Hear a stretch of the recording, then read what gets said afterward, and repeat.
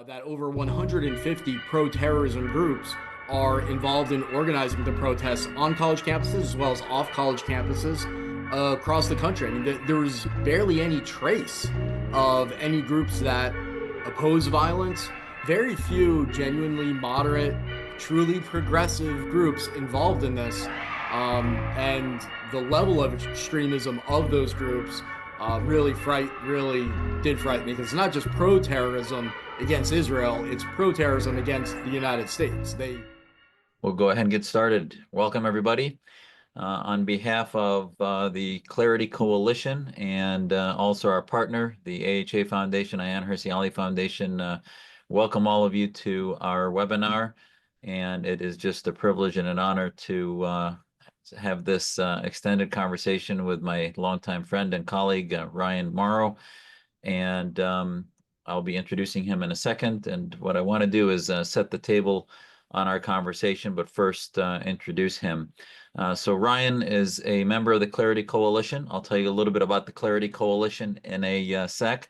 He's a leading expert in counterterrorism, national security, and he's currently the Director of Research and Analysis at the Capital Research Center, and has dedicated over 20 years to studying and combating extremist movements domestically and globally. His work has been featured on numerous media outlets, and his expertise is sought by policymakers, educators, and advocacy groups alike. Welcome, Ryan. It's great to have you here. Thanks so much for having me.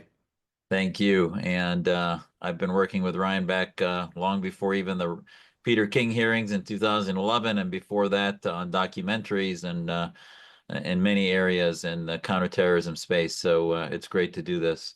And his report on marching toward violence, the domestic anti-Israeli protest movement, is just phenomenal. It's a work that we wanted to not only share with all of you, but make sure afterwards you share with your friends and colleagues, because it's really not only timely, but is the type of work that really allows all of you to be armed with facts to respond to those who try to racialize and push identity movements.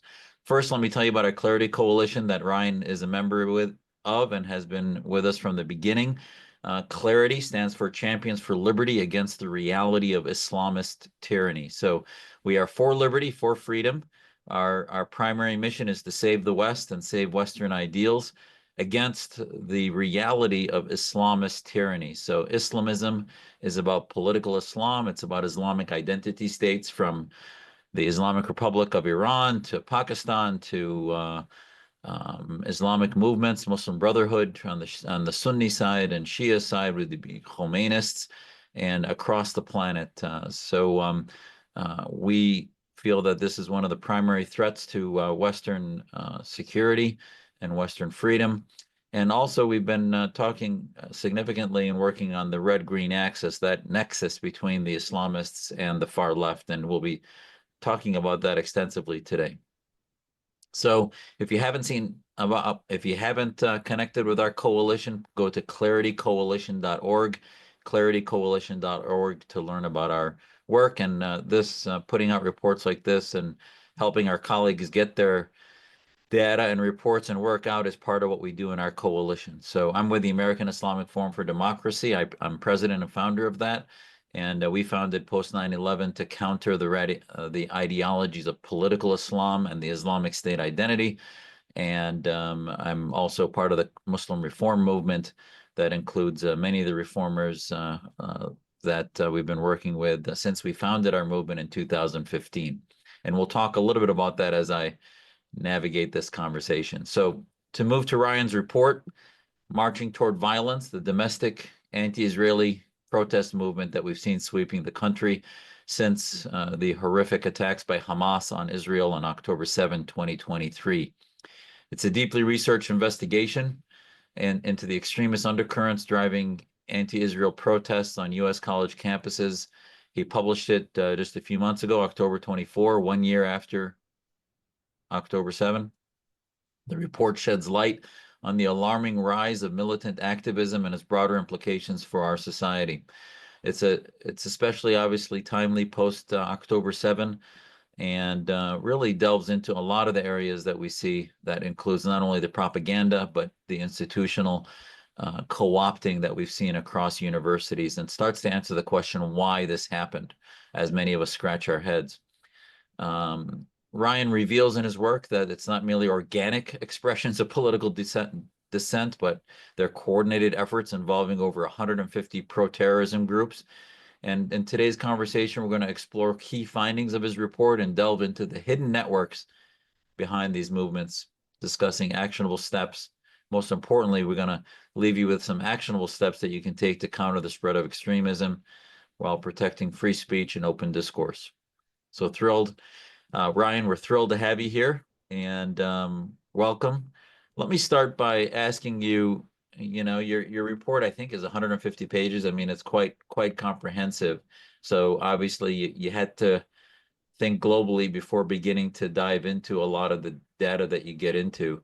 Can you tell us exactly what prompted you to write it, and maybe some 4 or 5 key points that not only came out after the work, but you were looking to question as you wrote this? Sure. Well, it was prompted by a couple of things. First, the group that I work for, Capital Research Center, focuses on nonprofit organizations involved in influencing policy and opinion. And so naturally, when you had these protests going on across college campuses, that would be in my purview. So that's part of the reason. But then this particular angle, what interested me was that so many people were saying, and frankly, I kind of agreed with them, that most protesters were actually just moderates that don't like Hamas. Most of the groups involved are not radical. Probably some bad actors involved, just like there are in any large protest. But it wouldn't be fair to characterize the protest movement against Israel as being pro-terrorism broadly. And I thought, okay, some people are downplaying it too much. I'd like to counter that, but I'd like to find out kind of like proportionately how many of these groups and anecdotally how many of the protesters are pro-terrorism. And even as pessimistic as I can be because of being involved in this issue for so long, it kind of blew my mind. And I came up with that conclusion using an extremely high standard of what qualifies as pro-terrorism, that over 150 pro-terrorism groups are involved in organizing the protests on college campuses as well as off college campuses across the country. I mean, there was barely any trace of any groups that oppose violence or support a two-state solution. Some will support a two-state solution, but they endorse violence to get there. So very few genuinely moderate, truly progressive groups involved in this. And the level of extremism of those groups really did frighten me because it's not just pro-terrorism against Israel, it's pro-terrorism against the United States. They largely hate Israel because of the United States rather than hating the United States because it supports Israel. And Ryan, so quick, before we get to the definition of pro-terrorism, which I'd like you to lay out in detail, I want to give people a context. Remember back in 2008, and then they got a conviction in 2009, the Holy Land Foundation trial happened in Dallas.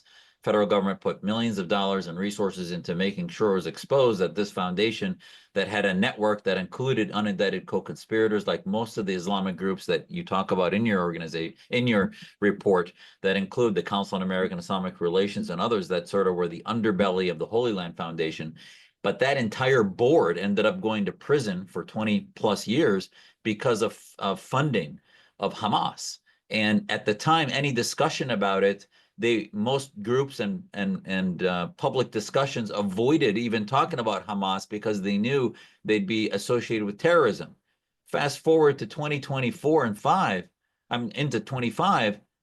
It's like everything's upside down. There's no longer any inhibitions about associating with Hamas, and it's like we have gone even pre 9/11 to the radicalization process. So what changed in the last 10 years? And then talk about what pro-terrorism, what you mean specifically by that. Sure. The biggest change is that the overlaps between the different pro-terrorism seditionist groups, I prefer to use the term sedition and seditionist movement to kind of put all these groups from the far left, the Islamists, and even some of the far right in one camp, is that it solidified to where it's now like one operation or one factory where just a few buttons can be hit and then they all operate together, even if they hate each other, even if they end up sometimes getting into brawls at the same protests. But you hit a few buttons and they all just start working as one thing, as opposed to them just kind of coming across each other and having solidarity, maybe joining together a press conference. Like, no, it's a network now. And I think that once they saw the popular support for the Palestinian cause and were able to morph that into pro-Hamas sentiment, a lot more groups were able to come forth and come out with their true colors. I think a lot of groups that were radical, that were not involved with the Middle Eastern issues at all, saw a fundraising and prestige advantage to actually becoming pro-Hamas.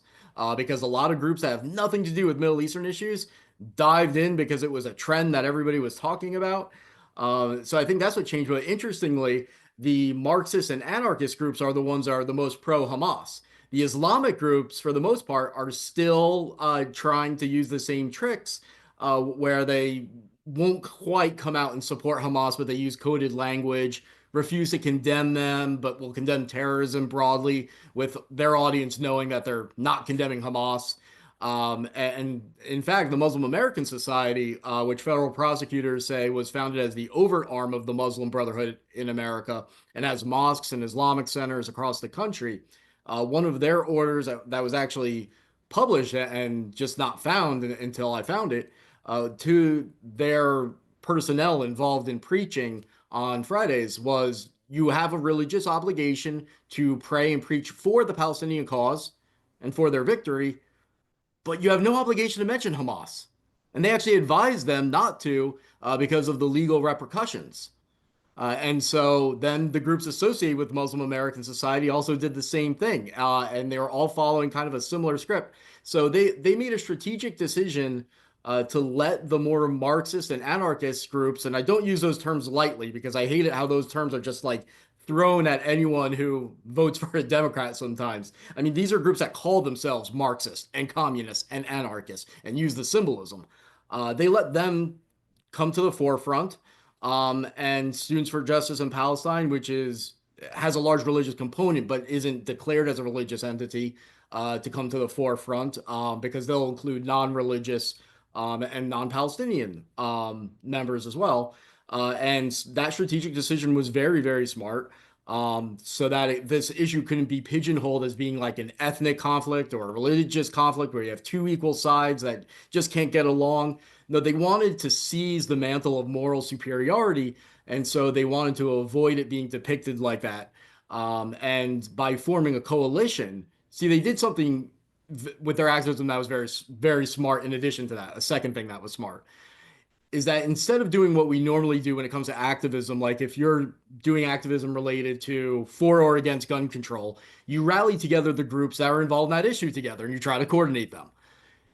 They took a more political party mobilization model.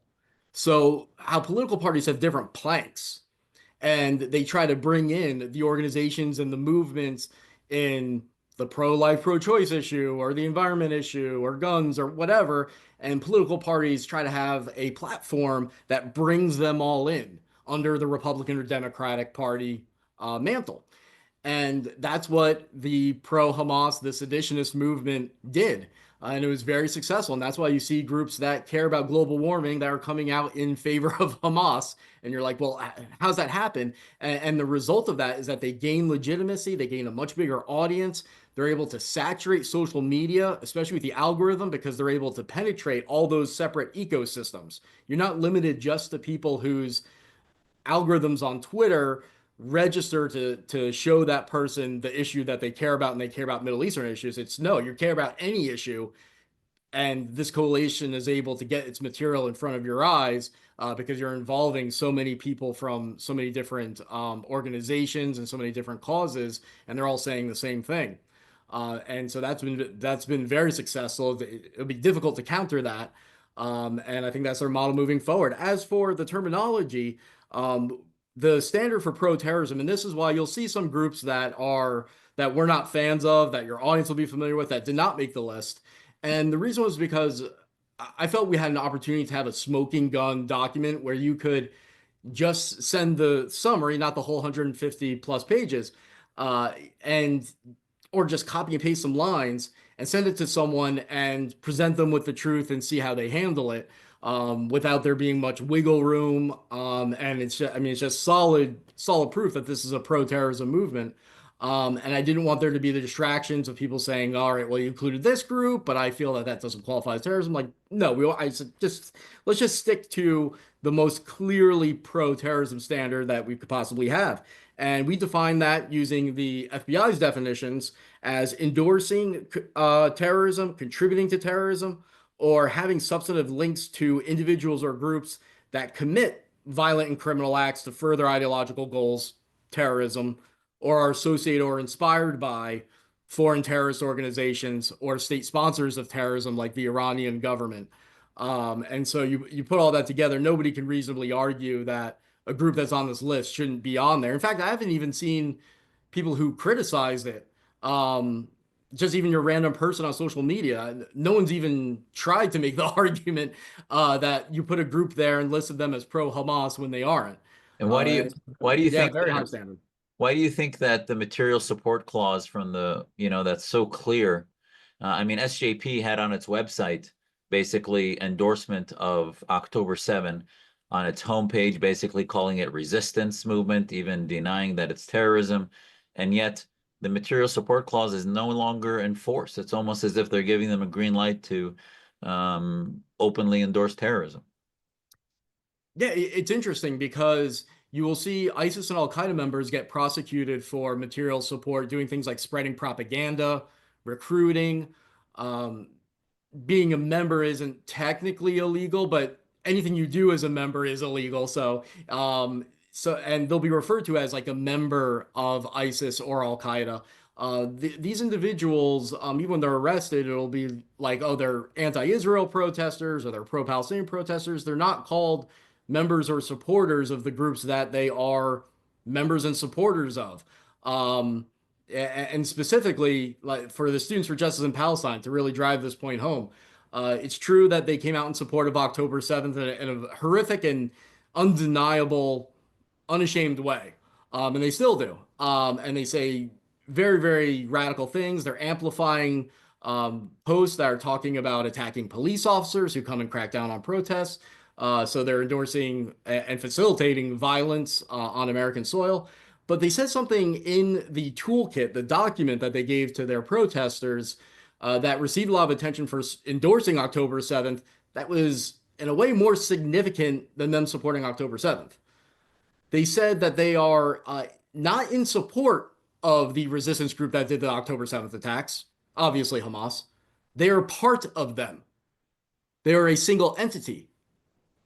So that means, to me, by any logical definition, if an organization declares themselves to be operating, and they do reiterate this, at the direction of Hamas, I mean, they say Hamas says to do something, and so we are doing it, then you're part of that group. And what that means is that anyone involved in that group and spreading Hamas propaganda, that is material support. Once you recognize that SJP has declared itself as Hamas, and it also means that you have a designated foreign terrorist organization operating on college campuses. And I want to, as we get into the seditionist part of it, that is the next thing I want to talk to you about. I want to underline a few things. First, for those who aren't aware what SJP is, it's not a marginal group. Its founder, Hatem Bazian, is not only the chair of racial studies and Islamophobia studies at Berkeley, UC Berkeley, but one of the founders of Zaytuna Institute, supposedly one of the moderate Islamic universities in the country. And then also, Maher Bitar was doing the primary filtering for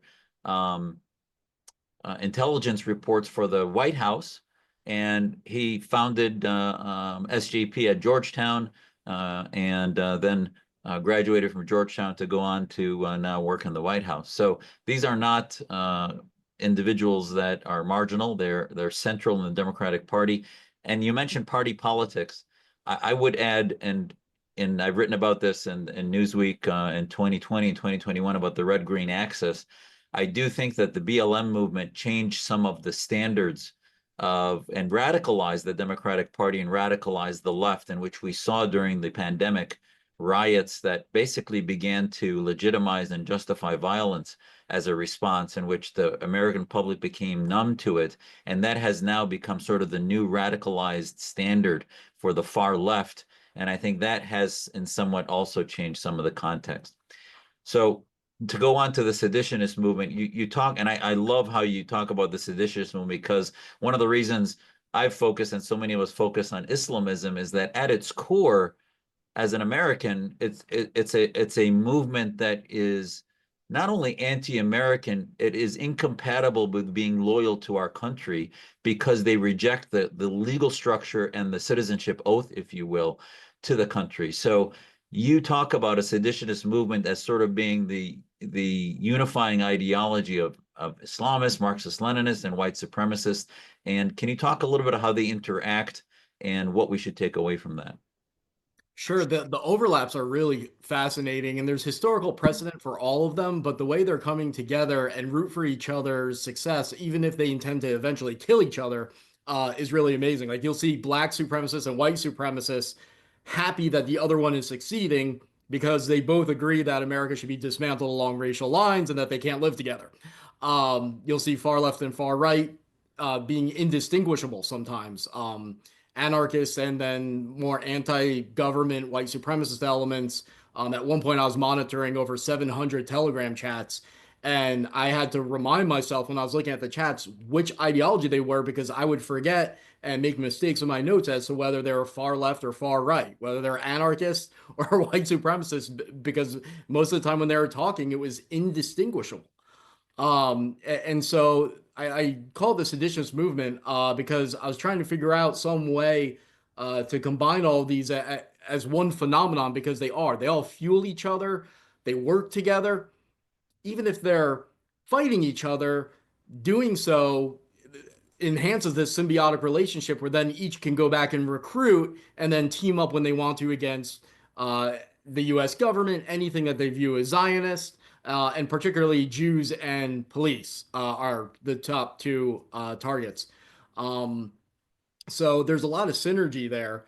And the commonality is a belief that usually that the United States is not a legitimate country. The US government is not a legitimate government.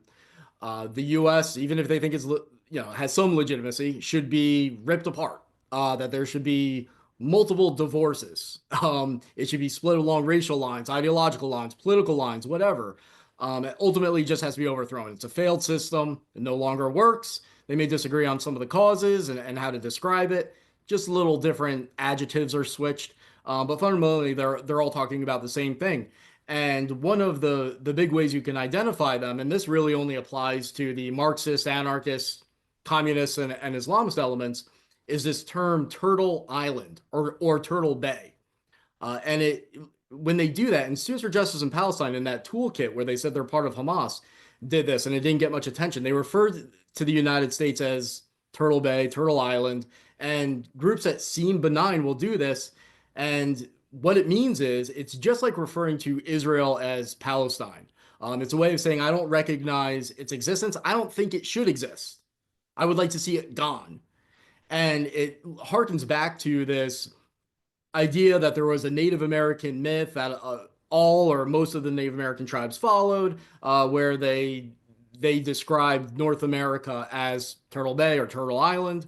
And so they're saying this is occupied land because the European settlers, the white men came in and destroyed the indigenous population and took it over. And so land has to be returned to those who were oppressed, remain oppressed.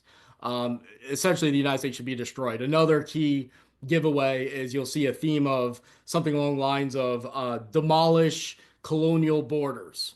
Colonial borders is like the term. And you'll see groups that are active with illegal and legal immigration. Again, they'll seem relatively benign, even if you don't agree with them on that issue or wherever. But they're benign. You're not thinking of them as a seditionist or a pro-terrorism movement. But then you'll notice in some of their Instagram posts or whatever that they'll start talking about eliminating colonial borders, and that means that the reason that they're fomenting the legal or illegal immigration is because they feel there should be no borders anywhere, or at the very least, the United States should not exist. So there's a lot of commonalities here, and you'll actually see if you're monitoring their chats, you can forward, like on Telegram, if you see someone's post, you can forward it into another chat, and you can watch the flow. You can see far left, someone post something in a far left chat, a meme that they think is funny, and it get forward over to an Islamist chat and then end up in the far right chat. Sometimes it'll go directly from the far left and far right back and forth. And so it's really one ecosystem that's very similar, even though we use these terms that I would like to drop, frankly, far left, far right, that I think are deceptive because it makes it sound like they're on two separate polar extremes, and not really. They're actually very, very close. It's just that they make a big deal of their minor differences. I want to move into university college campuses because that's where a lot of the attention and debate has been about not only the encampments, university uh, presidents that were unable to basically condemn directly genocide, and the articulation of genocide as being an advocacy of bigotry and hate and anti-Semitism. So, um, and you were just finished talking about sedition. You know, you talk about the axis of sedition in your paper, which is fantastic. And you look at Iran, China, Turkey, Russia, Qatar, and then their allies, North Korea, Venezuela, Cuba, etc. So you go back, you look at the universities. Many people say, well, so what that China's funding a lot of the universities, Qatar's billions into a lot of the universities. Can you connect for us? How are the universities? Obviously, there's an investment that those countries are getting in those universities. And how does it matriculate up into the president's response on genocide? And put that together on how the universities are how did the leadership become radicalized and how are they radicalizing our students?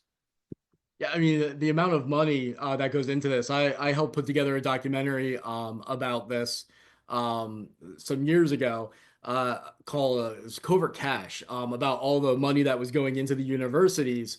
And in doing the research for it, one of the frustrating elements is that you would see all these transactions happening, and it's suspicious, but in most cases, you don't really know what it's for. Like, they have to above $250,000 declare that transaction, which is it's crazy it has to be that high, but and most of them didn't declare it. That was the big scandal. But they don't even say what it's for.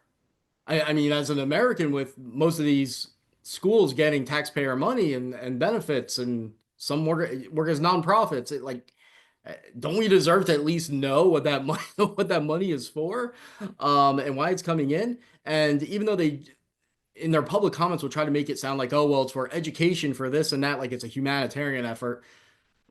Look at these countries. You really think with the way they treat their own people that they care that much more about the welfare of Americans, that they're like, we really need to help higher ed in America? No, there's a return on that investment, and there is no transparency on what that return on investment is. So it delves a little bit into speculation. In some cases, it can be research projects, science, economic, that type of thing that's being shared, which then can have military or even just economic, industrial application for those governments that are hostile to the United States. In the case of China, it could come to spreading propaganda and engaging in espionage. There's been groups that have funded individual professors, trained professors. And so we don't know the full extent of it. As for the attitudes of the university leadership, I don't know if it's that some of them have so much money that I think they could afford to lose some of this money coming from foreign countries that are hostile. Um, so some might be motivated by the money, but it also might just be motivated by a desire to be liked. And they look at what's going on in their college campus and they say, "Oh my God, the students are on the opposite side of me on this issue," and they're cowered into it, or they're just of that same mindset, and we didn't know it before now. So some are coerced, and some are just coming out of the closet as extremists. But there's been a great awakening as a result of it. So I think over the long term, that's a positive thing that all of this came forth, especially because it was growing beneath the surface. I mean, it takes time to get to where we're at now. So if that hadn't come forth and hadn't become a topic of conversation, imagine if it silently grew over the next 10 years, what we'd be dealing with. And I've got two college age kids and one on the way to college, and I still cannot understand how they motivated kids that couldn't find Palestine and Gaza and Israel on a map um, to do encampments and park themselves for weeks on end, missing class and all these things.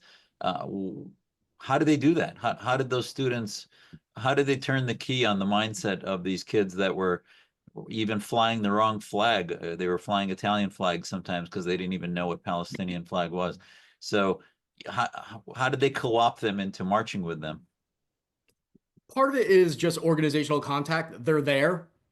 These students are reaching an age where they want to feel like they're making a difference, and this is kind of what they do. They know that previous generations at that age do this type of thing, so there's kind of like an expectation to live up to. There's people whose footsteps they want to follow in, and it's kind of like what. So it's largely a social activity for some of them, and unfortunately, it's the extremist organizations that have the resources, and by their very nature, because they're extremists, are going to be extremely dedicated to recruiting people and getting people involved. And then they get their friends involved. A lot of it, I think, has to do with social capital. Other people that they respect or they want to be like are on social media that are self-righteously declaring their support for a cause they don't understand. And then other people are like, oh, well, I want to do that too. And they get the dopamine hit from all the likes on the social media posts. So there's a lot of factors like that that have nothing to do with politics.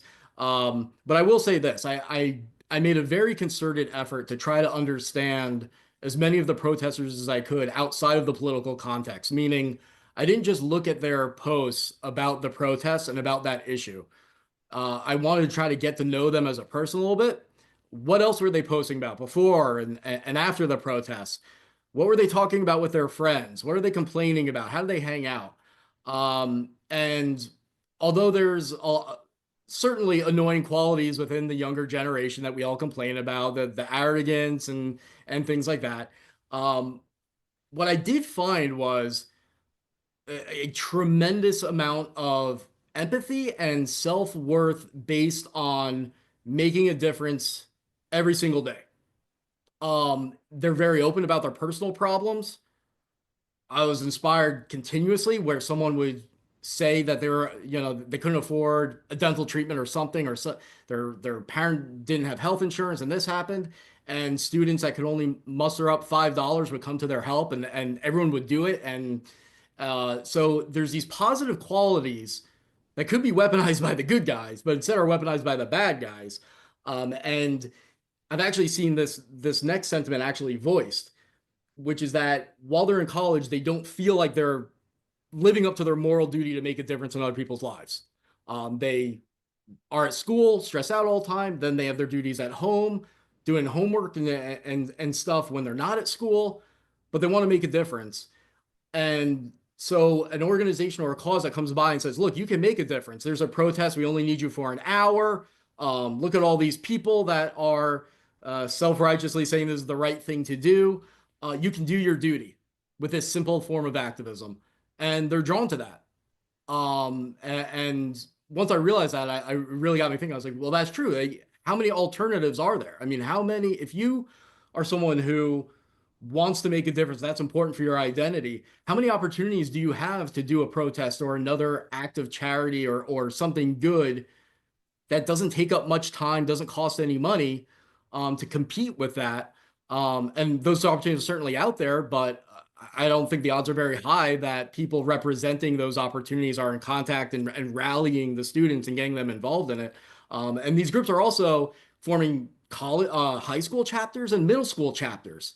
And this next generation, they call it the activist generation, by early high school and a lot of times in middle school, they're already doing activist type things on TikTok, and building their cred as activists. So we've got to reach them at a younger age, and show them how to positively channel those sentiments and make them aware that not everything that sounds like a good cause, just because groups that have human rights in the title of their names, is necessarily a good thing. Thank you. That was extremely helpful. And, I think one of the things I would add is that there's been a perfect storm in the university culture, if you will. And, part of it is this DEI move, the diversity, equity, and inclusion move to racialize everything and protect and create groups that are all protected minority groups and create blasphemy laws against any discussion about Islam in which they've suppressed free speech. So an environment where free speech is discussed, DEI is flourishing, creates a leadership that doesn't want to go across that firewall that's been created. So that firewall creates an incubation of ignorance and radicalization. And Margaret here in the chat points out that they just don't research. There's no critical thinking, and they're not. They don't really care about the details. Many of the students, they're just sort of swept into collectivism. Let me have you put aside your analyst hat for a second, and just personally, what surprised you the most about the research as an American, as a citizen, engaged in our society? Is there anything that sort of jumped out and really made you worry about the next generation a lot, beyond the analyst part? Uh, yeah, I mean, a lot surprised me, and a lot of thoughts I suspected previously, I became solidified in, and then there were new things I concluded, different things I connected that I didn't connect previously. I mean, the most obvious surprise is what I said before, the proportion of groups that are extremists and pro-terrorism and protesters that are.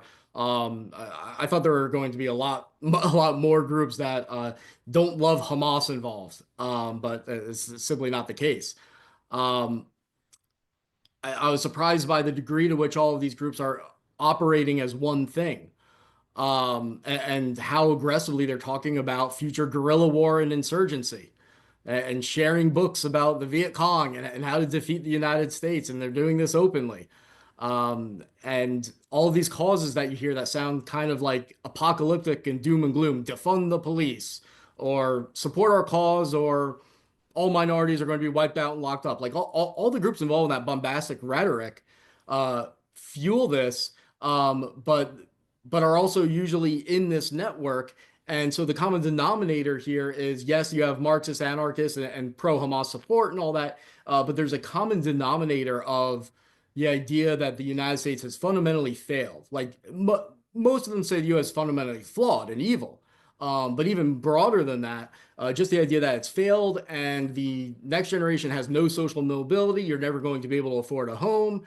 And those messages are tapping into a lot of these college students. And so one of the things that surprised me was that I assume that if you're involved in some of these groups that appear somewhat intellectual, but stupid and evil, but they have an intellectual veneer, that means you've actually studied it. No. In fact, what seems to happen is that a lot of these groups, just by that generic message of we understand your desperation, there needs to be a revolution, um, they tap into people's very real fears and very real experiences that are widespread. And I think a lot of people don't understand the gravity and the fear that the next generation has about their future. And because those groups' rhetoric is more extreme, the generation that has those more extreme pessimistic feelings are attracted to it. So a more moderate group could come along, and if they're a bit more reasonable, like we know things are tough, but all you need are some tax cuts or tax increases, or their rhetoric doesn't match the emotion that they feel, then that group is disqualified from consideration as a source. So they go to the groups that are talking about far-reaching revolutionary change, not because they're at the beginning thinking like, oh, I want there to be violence and overthrow the US government. No, it's just that's the rhetoric that they identify with. And then they join it. And it's not like they're studying anarchist and books and Karl Marx and saying, that's the philosophy that I most agree with based on these points. No, it's just these themes bring them in. They offer them a form of activism, so then they get involved. That becomes the social circle. That becomes the social media ecosystem of their lives. And then they start parroting the talking points, parroting their so-called facts, or sometimes facts, but taken out of context. And then they think that that's studying. that like, no, I have facts, and they can spit facts at you. They can spit studies and stuff at you. So a lot of them will have substance they can provide for you, but it doesn't mean that they understood it. It doesn't mean that they compared it to other sources or anything like that. So we have 5 minutes left, and then we're going to go into questions. There's a bunch of questions people have. The 2 points I want to ask you, at the end, my last question is going to be about what are positive things we can do with policymakers, et cetera. But before we do that, you just laid out some of the fears that we all have. And one of the, when I counter terrorism within the Muslim community, obviously I feel like you can only do that from a position of morality, even a faith-based one, in which it's a corrupt ideology in which the ends justifies the means, and anyone who starts believing in the ends justifying the means can become the destruction of our entire way of living in our culture. What do you think about your research as demonstrating about what's next? Many folks have said, okay, this is going to go away once Hamas is decimated and the war is over. I don't think so. I think, what do you think is the next step for this and the implications for the future for this larger cohort of radicals beyond just Islamist radicals, but the far left and others? Well, they've told us what they're going to do is that when the Middle Eastern issue goes away, they're going to focus on anti-police stuff, defund the police, dismantle the police, that type of thing, dismantle the criminal justice system. And they've actually put that in documents. They say, one of our big errors is that we're active when this issue arises and we get support, but then we lose it because then there's a lull. And so there's texts out there where they're saying what we need to do is right now start merging together the anti-police movement, characterize police departments as puppets of the Israelis because there's joint training, and merge it into one thing. And they've been successful at that. Most of the really rabid anti-police groups are pro-Hamas. Black Lives Matter groups, not all of them, but a number of them, the big ones, pro-Hamas. They have made that integration. So that's what the future looks like. And I worry about it getting worse, especially because, like I said before, there's a symbiotic thing where you can have Antifa doing a bunch of stuff, and then they react to white supremacists doing a bunch of stuff, and then they each grow. It's the war of the extremes dynamic, I've called it in the past. And that will escalate. And if you look at polls about how Republicans and Democrats, conservatives and liberals view each other, and then you look at polls of what percentage of people want their state to leave the country, or they think the country should be divided, I see those things colliding.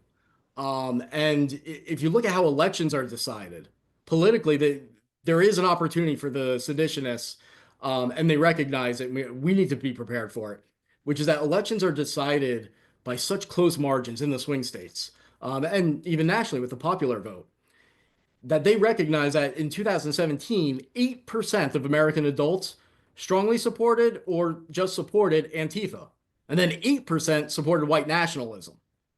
So the percentages of extremes outweighs the swing vote, the margin of victory in elections. And so their pitch, and they're already making it to both parties, is appease us, get us to vote for you, you win. And you could win repeatedly over the long term. We're the keys to your victory. Because in an election, 8% or 16%, you win that's a lot. So I worry about them seizing our political process that way. So on that dire note, what are some actionable steps, Ryan, for policymakers, educators, citizens across the country, and how we can contribute to a positive change?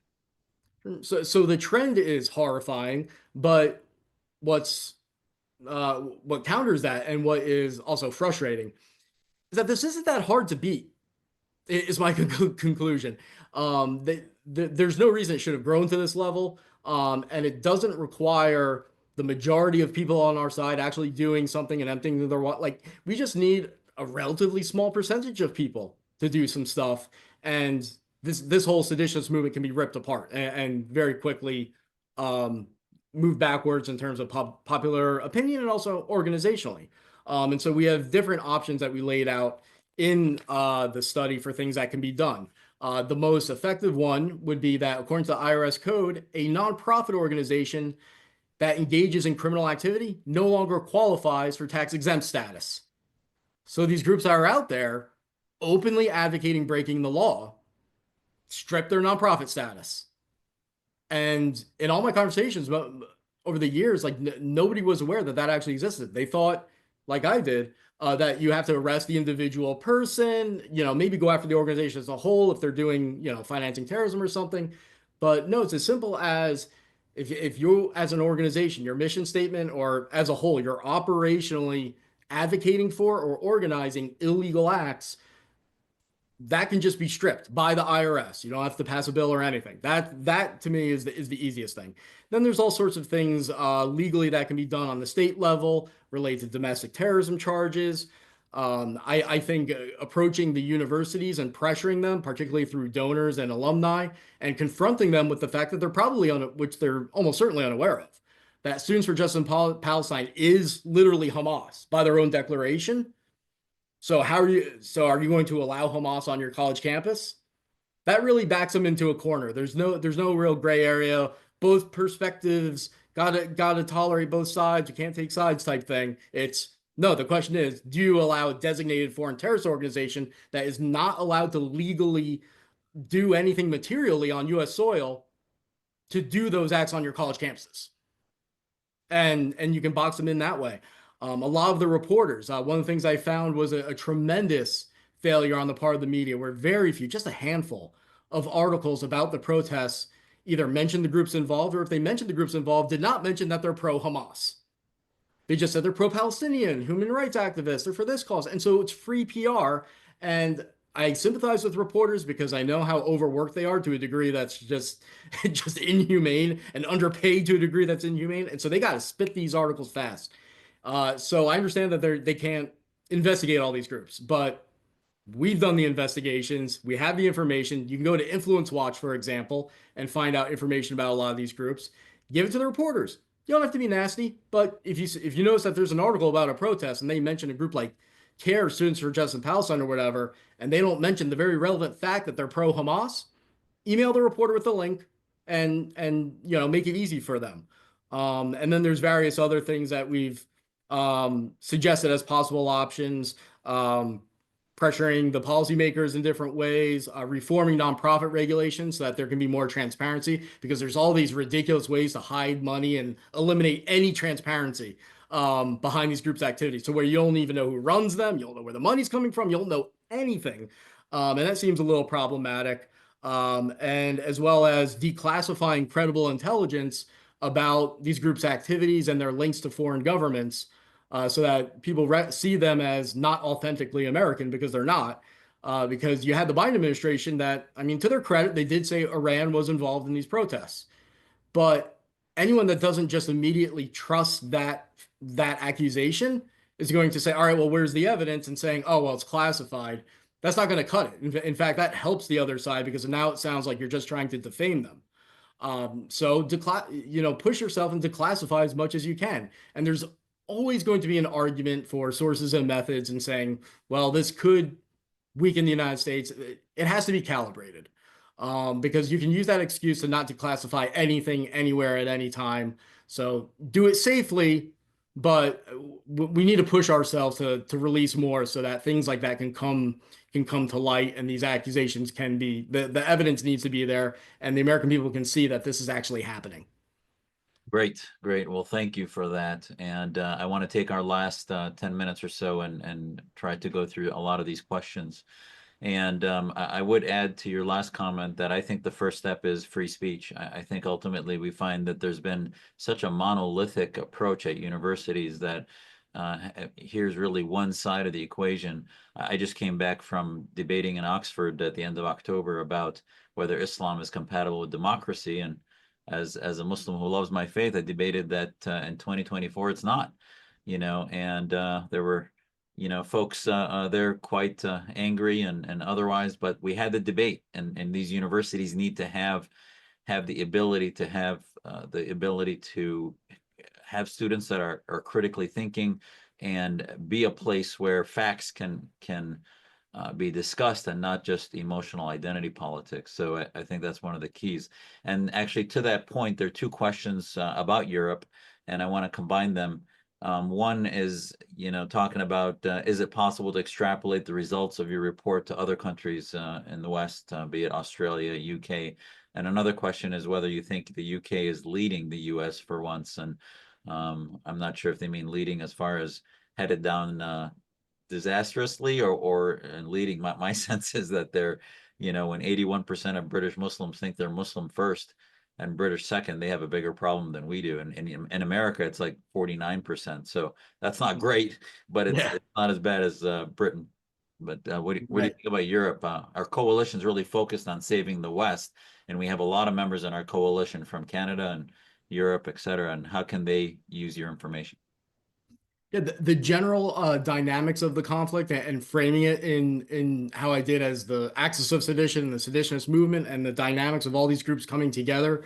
So kind of avoids that partisan slugfest where it's like, oh well, who the far left is worse than the far right. Like, no, just we don't need to engage in that. It's all one thing. That dynamic is even more apparent, I think, in Europe because the levels of extremism on all sides is so much higher. The problems are much bigger. So yes, you can extrapolate the groups. Most of the groups that are listed in the report are not active in Europe. Some of the leaders will be, but they'll do it with another organization in Europe or Australia or wherever. So the groups may not cross over. Some of them will, but the general methodology of finding the evidence and building your case, all of that's applicable. The teaching about dynamics, very applicable. As for the UK, yeah, they're leading us in positive and negative ways. In the positive way, they do crack down more on nonprofit organizations involved in terrorism and support for extremism. Um, Maybe they go a degree that is too far for American sensibilities, and I understand that because all that has to be calibrated according to each country's needs and values and all of that. But the conversation is there that there's a problem with the nonprofit sector in the UK, and there has to be greater transparency, and there has to be action taken. So on the positive end, that conversation is much more advanced. You'll see much more talk about the difference between Islamism and your average Muslim and their practice of Islam. You'll find more people aware of that and understanding that in the UK. But that's also because the problems are so much worse. So everything is just more extreme. I've seen the Brits talk about muscular liberalism pushing back against Islamism. I've seen the French talking clearly about the incompatibility of loyalty to Islamism to their laïcité policies in France. I've seen the Germans lately talk about the Islamist threat ideologically. So I do think that I would agree that Europe is ahead of us as far as articulating the problem. I think your report lays out how we have some of the solutions here. I think Europe is one of the problems is their identities, national identities are rooted in racial histories rather than ideologies. So it's going to be harder to counter a identity movement rooted in theocratic supremacy like Islamism, and then when it combines with the far left. There are two questions about financials and how you trace them. Asking about, how do you trace investors into universities with current US-based nonprofits funding these actions?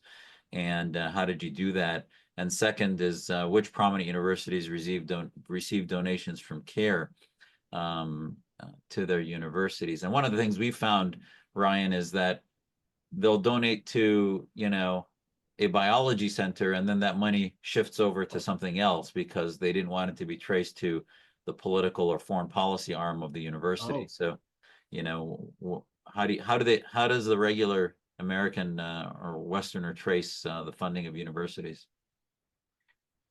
Well, it's supposed to be publicly declared. That was the big scandal. Then some of the schools started doing that, and there was a public website where you could go and at least see the transactions at 250,000 and above, not really know anything about them, just kind of the country of origin and that they happened.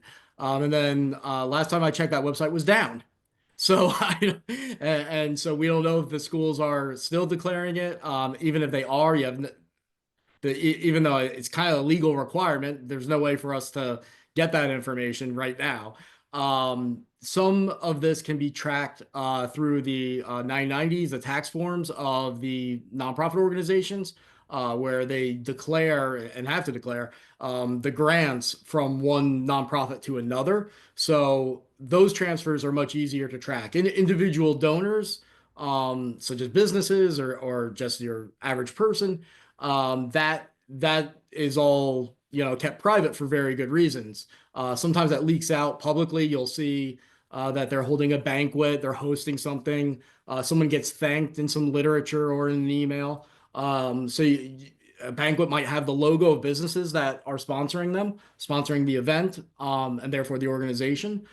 So there are ways you can identify the individual donors, the business donors that are not disclosed on the tax forms. But primarily, we've been using the tax forms and just kind of matching the different groups.